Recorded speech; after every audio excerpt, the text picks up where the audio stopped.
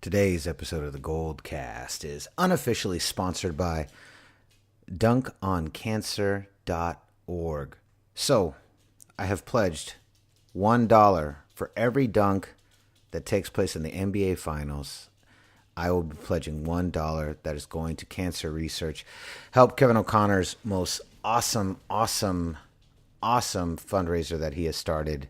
I love dunkoncancer.com. It's for a great cause. His father was diagnosed with cancer.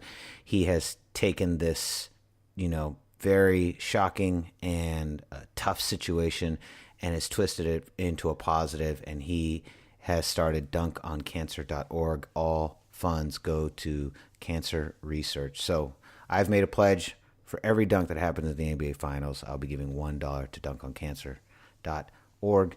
You should too. All right, here we go. Don't hit those panic buttons. Do not hit those panic buttons. The Warriors are okay. It was a tough first game, but we learned a lot about both teams. We're going to talk about it. But before we talk about it, if this is your first time listening to the GoldCast, well, welcome.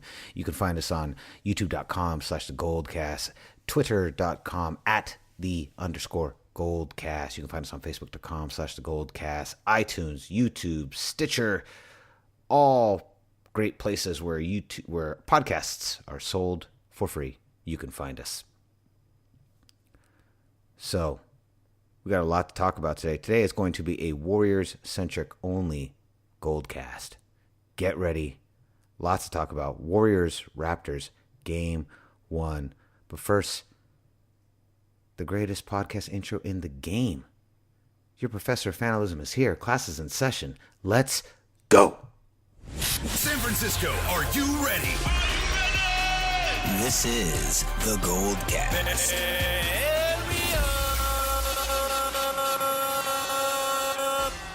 Boom! Welcome to another edition of the GoldCast. We're the voice of the Bay. I'm your host, Rudy Solis III, and with me is you, Dub Nation. Here we go. Warriors-Raptors Game 1 is in the books. It is done. Warriors fall. They lose Game 1 on the road to a very stout, tough Raptors defense. So let's talk about some of the positives first. I understand the game plan here. So the game plan here, the Warriors clearly decided that the game plan here was to stop Kawhi and force the rest of the team to win the game. That was the goal. That was clearly the goal here. And they did an excellent job of stopping Kawhi. I mean, they kept him under 30 points. He had a total of 23 points on the night. The problem is Pascal Siakam finally showed up after a really tough Eastern Conference series where, he almost cost them the series at one point in the middle. He drops 32 points and looks like the Pascal Siakam of the regular season. He is back. Marc Gasol also has a huge game. Kyle Lowry doesn't have that huge of a game. Not surprising, but Danny Green comes through, and then Fred VanVleet continues his hot streak, and the Raptors win 118-109. I think one of the big takeaways that this Warriors team did not play very well. They did not. And despite not playing very well, they were usually within 2 to 5 points almost the whole game. They had shot between 33 and 37% in the first half of the game and were still only down by 2. So it really shows you the ceiling for the Golden State Warriors, and there is a lot further to go than what they were able to show in this game. The Raptors, I think it was a mistake. First of all, let's just talk about this real quick. I think it was a mistake to force the rest of the team to step up. I think really what the Warriors should have done is the inverse of this and force Kawhi Leonard to beat them. Let Kawhi Leonard beat the whole team. Don't put the whole team in position to win. Flip the opposite. Kawhi, has had a lot of miles in this postseason. So flip the opposite. Block everyone else and force Kawhi to beat the team. I think that really is the solution here. And I think going into game 2, I wouldn't be surprised if that's what the Warriors do. But that for me was the first step. Force Kawhi to beat us and let everyone else take care of everyone else, take out everyone else in the game. But unfortunately, they didn't do that, and they paid for it. It was a solid defensive plan. Clearly, I mean, they did. I thought they did a great job of stopping Kawhi, but then the rest of the team, they just made them pay. The first quarter ends 21-25. Warriors are within striking distance. Same with the second quarter. The only quarter the Warriors win is their famous third quarter, but unfortunately, it just wasn't enough. There wasn't enough there. They barely,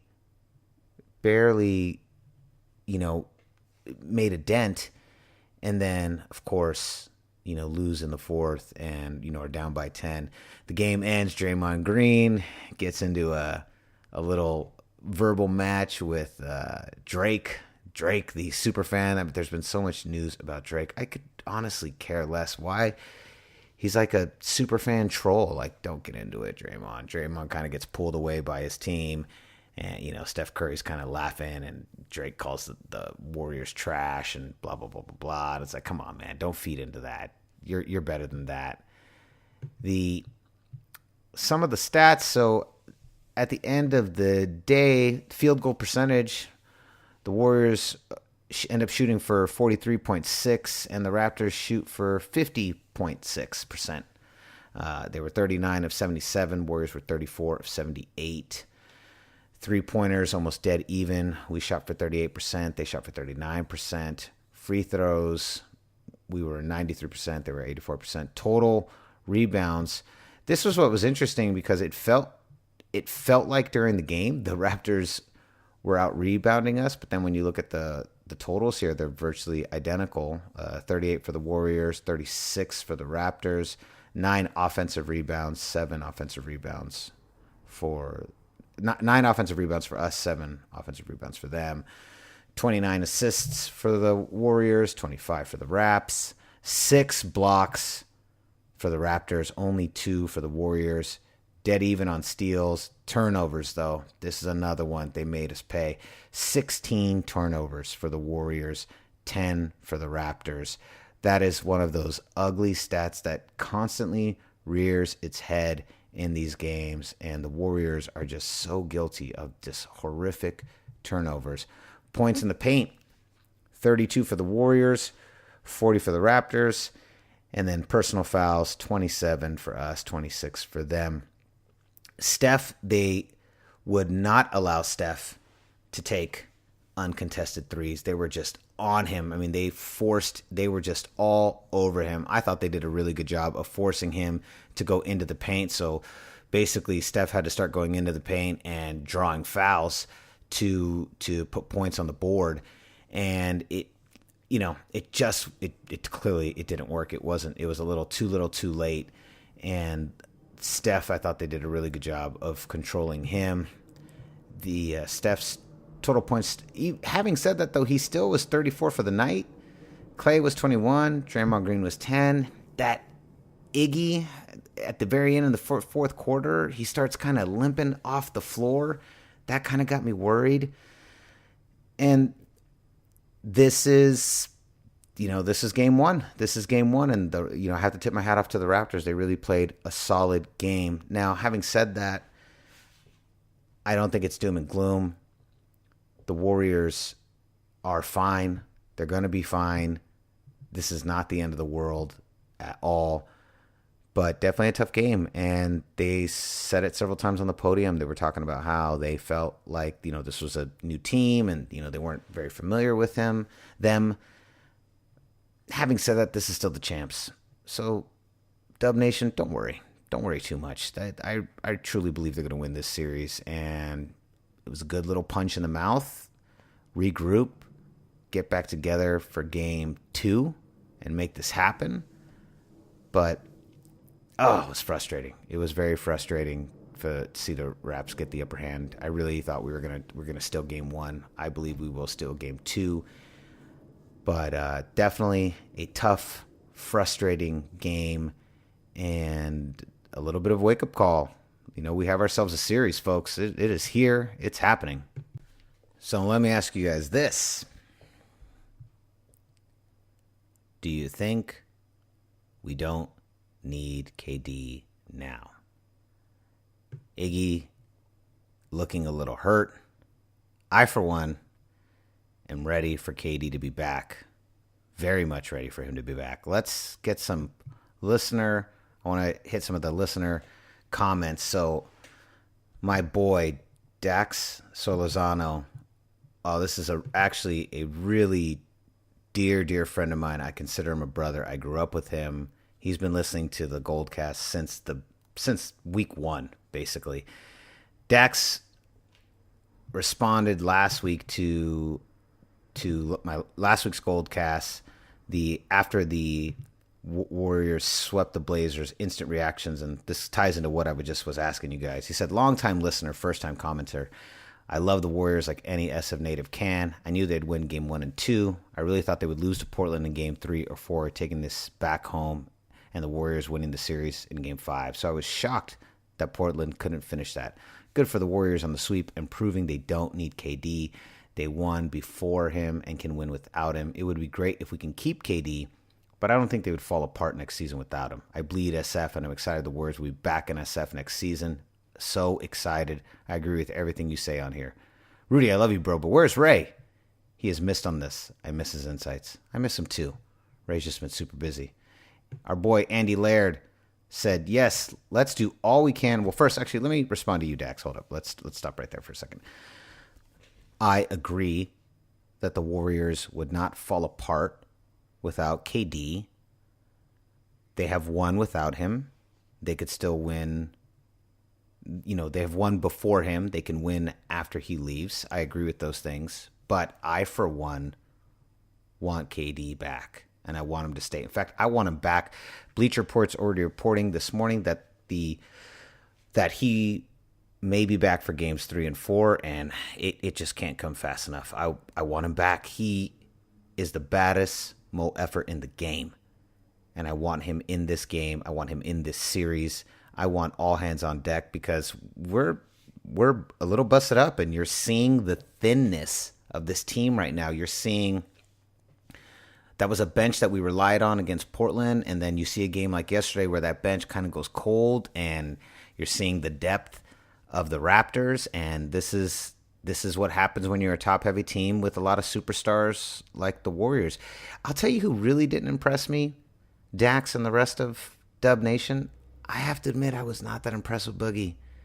If anything, I wouldn't be surprised if Boogie saw less and less minutes. I mean, you got to throw him out there and see how he does. I mean, he just looked slow and out of sorts. Had that one really nice defensive play where he helped get the turnover and the steal, but Boogie looked slow out there, man. I wasn't convinced, and I agree with you. I'm super excited at the Warriors coming back to San Francisco. I cannot wait, but really want KD back. I bet you do too.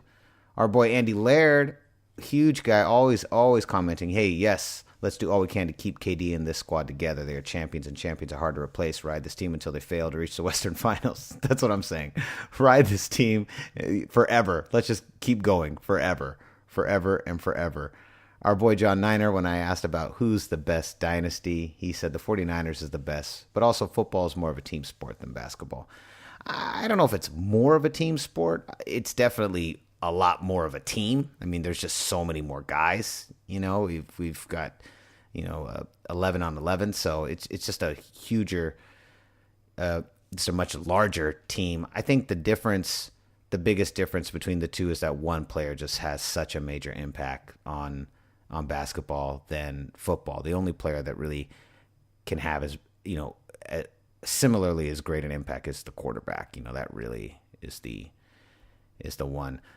Steven Saunders said, this was in response to us beating Houston. He said, I could see the Dubs come out with a chip on their shoulder, but I need to see them finish out games.